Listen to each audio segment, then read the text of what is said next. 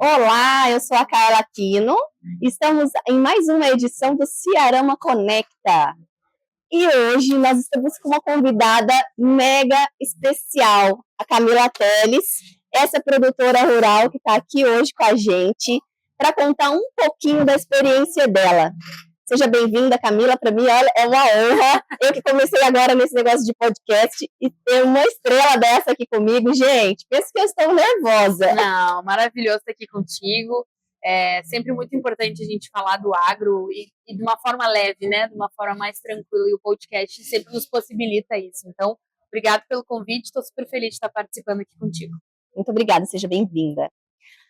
Seja bem-vinda a Mato Grosso do Sul. Você já conhecia Mato Grosso do Sul? Já. Como é que não ia conhecer essa potência, né, gente? Impossível a Defensor do Agro não conhecer esse estado incrível. Conheço, sou apaixonada. Já fui para o Pantanal, já circulei por aqui e sou uma grande defensora de tudo que é produzido e preservado aqui nesse estado. Camila, sabe o que nós, como mulheres do agro, assim, admiramos muito? Que você é uma produtora rural que sabe conversar, sabe se comunicar, que sabe falar do agro como ele realmente é. Porque falta muito isso, né? Muitas vezes a gente é do agro, mas não sabe contar para as pessoas a importância do agro. Como que você poderia, assim, dar de conselhos para mulheres do agro, como que são produtoras, como que elas poderiam falar do agro e ajudar a mensagem do agro a chegar para as pessoas que não são do agro? Essa é uma pergunta de milhões, né? É uma luta diária que eu tenho. Eu tenho a facilidade de comunicar porque é a minha profissão, né? Então já facilita bastante. Então eu sou produtora rural e de formação eu sou relações públicas, especialista em marketing. Então sempre gostei de falar, sempre fui a que apresentou trabalho na escola, sempre fui a que representou a turma. Isso está muito em mim. E o agro também. E eu acho que assim como acontece comigo, acontece com muitas pessoas, com muitas mulheres. E às vezes a gente fica preocupado em fazer algo perfeito, algo bem editado, algo bem estruturado, algo com um roteiro definido. Só que, na verdade, hoje o que chama mais atenção é a simplicidade do dia a dia. Então, se eu pudesse dar um conselho, e que eu dou um conselho para quem faz consultoria comigo, é faça. Faça na tua simplicidade, faça na tua verdade, faça na tua realidade, naquilo que está acontecendo no teu dia a dia, porque isso é o agro. O agro não é nada maquiado. O agro é realmente a nossa essência, a nossa simplicidade, a nossa força, a nossa história. Então, a gente tem que contar mais a nossa história sem medo de cancelamento, sem medo da crítica. A crítica vai vir de qualquer jeito, mas a gente tem que ter orgulho daquilo que nos trouxe até aqui e do que vai nos levar adiante. Então, no momento em que tu enxerga a comunicação, a fala como não é uma obrigação, como uma diversão mesmo, como algo positivo para o teu negócio, começa a ver de uma forma diferente. Então, para simplificar, seja você mesma, grava, tu tá mandando benzão, tu falou que tá estreando aqui no podcast, e é isso, a gente tem que fazer, a gente tem que, não precisa ser profissional para falar com uma câmera, para abrir o celular, para conversar, e a gente tem que fazer mais isso. E comunicação também não é só o celular, né? Não. Por exemplo, uma estudante de agronomia ou de qualquer área relacionada com o agro também pode e deve, né? Defender o agro. As redes sociais é uma ferramenta muito útil para a gente atingir públicos que não são necessariamente do agro, né? Então, dependendo do nosso conteúdo, se não for um conteúdo muito técnico, se for um conteúdo que atraia a atenção do público, pode alcançar muitas pessoas que não são do nosso setor. Mas não é só isso, né? A comunicação é estar dentro das universidades, é estar dentro das escolas, é participar ativamente das entidades representativas, de sindicato rural, estar presente nessas feiras, trazer pessoas da cidade para as nossas feiras, para ver as tecnologias, as inovações, tudo que a gente está fazendo pelo nosso setor. Então, a comunicação ela está em tudo e tem um papel crucial na sucessão familiar, tem um papel crucial no desenvolvimento de uma mão de obra mais qualificada para trabalhar no campo. Eu digo que o maior gargalo do agro hoje é a comunicação em diferentes segmentos, né? A comunicação na rede social, a comunicação com o consumidor final, a comunicação com a mão de obra qualificada, a comunicação familiar para gerir os seus negócios. Então, a comunicação está em tudo, né? Está em tudo, é verdade. E que bom que você teve a oportunidade de estudar, fazer uma faculdade dessa área, que hoje te ajuda muito. E você comentou que você tem mentoria? Como que é isso? Então, eu sempre... Vai fazer esse ano fazem 10 anos que eu dou palestra, embora minha pouca idade quando eu comecei. E as pessoas, no final das palestras, eles chegavam muito para mim e perguntavam: tá bom, Camila, eu entendi. Eu tenho que comunicar, mas agora o que eu faço? Como eu parto, né, daqui para uma questão mais prática? E eu comecei a desenvolver. Eu tirei um tempo maior para desenvolver uma metodologia que eu consiga ajudar as pessoas a comunicarem o agro na prática.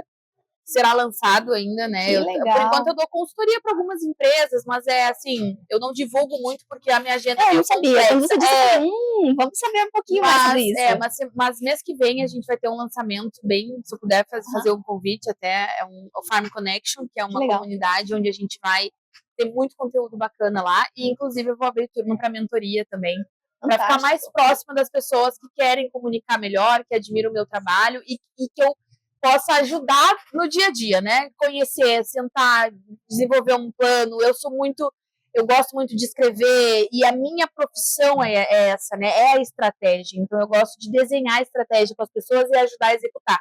Então eu estou resgatando isso na minha essência de profissão também, porque eu fico muito feliz fazendo isso, ainda mais sendo pro agro, né? Pro agro, né? Que precisa, né? A comunicação do agro, por mais que melhorou nos últimos anos, nós ainda sentimos que precisa melhorar mais, porque muitas pessoas de cidades não sabem o que é o agro na realidade. A gente teve uma evolução muito boa, e eu falo que essa evolução, ela vem muito das mulheres, porque as mulheres, elas têm mais carão, né? Para ir para rede social, para participar de... E se turma também mais fácil. Muito mais fácil, assim, de eventos e realmente falar o que pensa. E outra, a mulher tem um instinto de proteção natural da mulher, com filhos, com o que é dela, com pais, com pessoas que ela ama, é um instinto de leoa, né? Sim. Então, as mulheres, elas estão usando esse instinto para defender o agro, e isso eu acho que está fazendo uma virada de chave muito grande. Está transformando, setor, né? Está transformando. Poxa, que legal.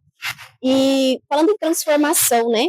Você transformou a propriedade do seu pai, né? Com a hortaria. Sim. Então, se você puder dar uma pincelada, né? Para as pessoas que estão nos assistindo, saber um pouquinho o que é a hortaria, como que você idealizou, quais foram as principais dificuldades, né? E como que está hoje.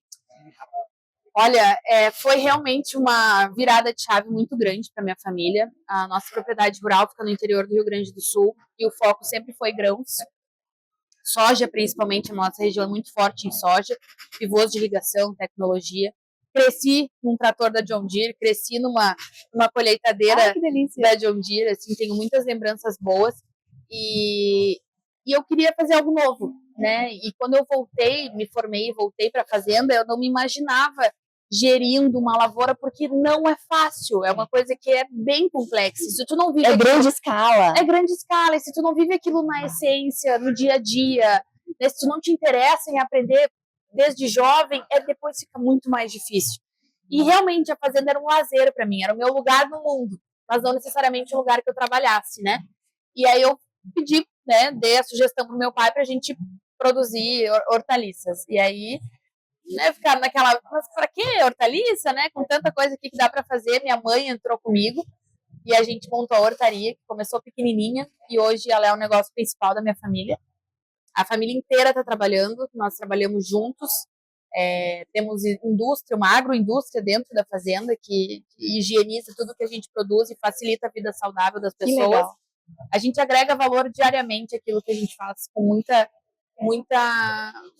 muito cuidado, muito amor, né? E eu consigo levar para as pessoas um pedacinho do campo, que essa é uma das principais ideias.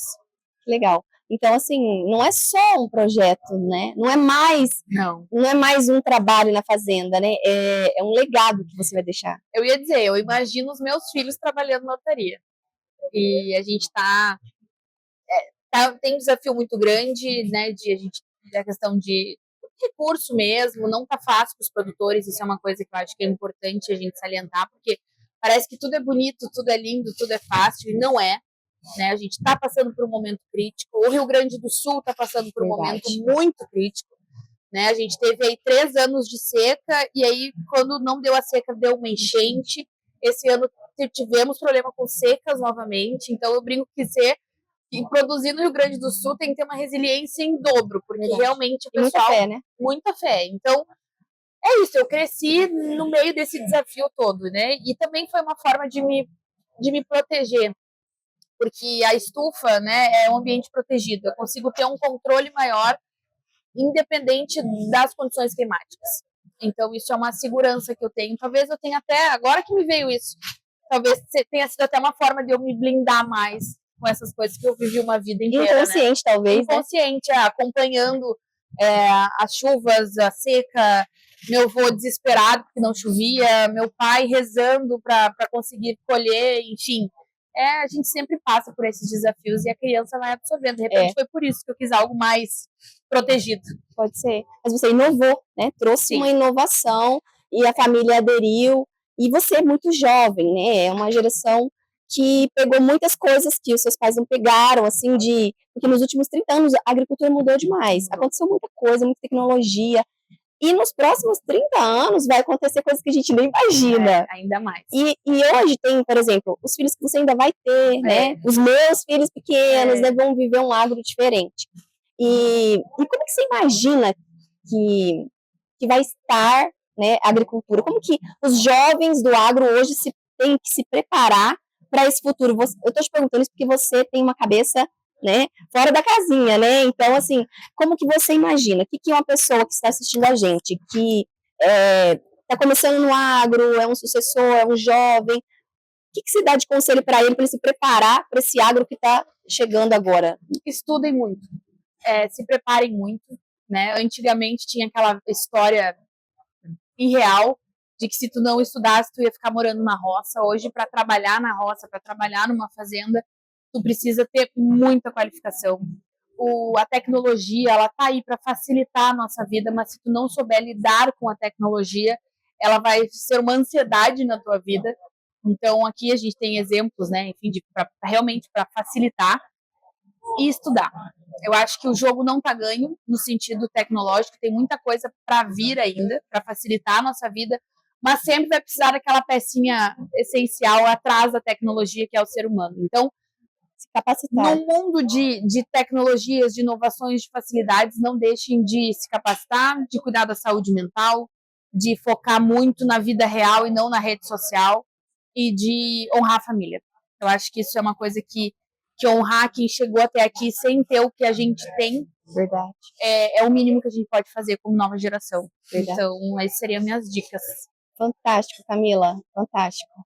Olha, o Cerama Conecta de hoje agradece a presença da Camila Teles e muito obrigada pela sua atenção, pelo seu tempo. Eu sei que a sua agenda é corridíssima, mas assim, a gente está muito feliz, com o coração transbordando de te receber aqui. E, gente, compartilhem, curtam e aproveitem. Se inscrevam. Aproveite bastante as informações da Camila para tirar inspiração e aprendizado, tá? Então, até o próximo Cerama Conecta. Muito obrigada, muito feliz de estar aqui, está mandando muito bem, arrasando. Eu tenho certeza que esse podcast vai trazer muita informação positiva para todo mundo que está assistindo. E tomara que vá muito além das fronteiras do agro, porque esse é o nosso objetivo principal no final do dia. Isso aí, obrigada, Camila. Valeu. Obrigada, menina.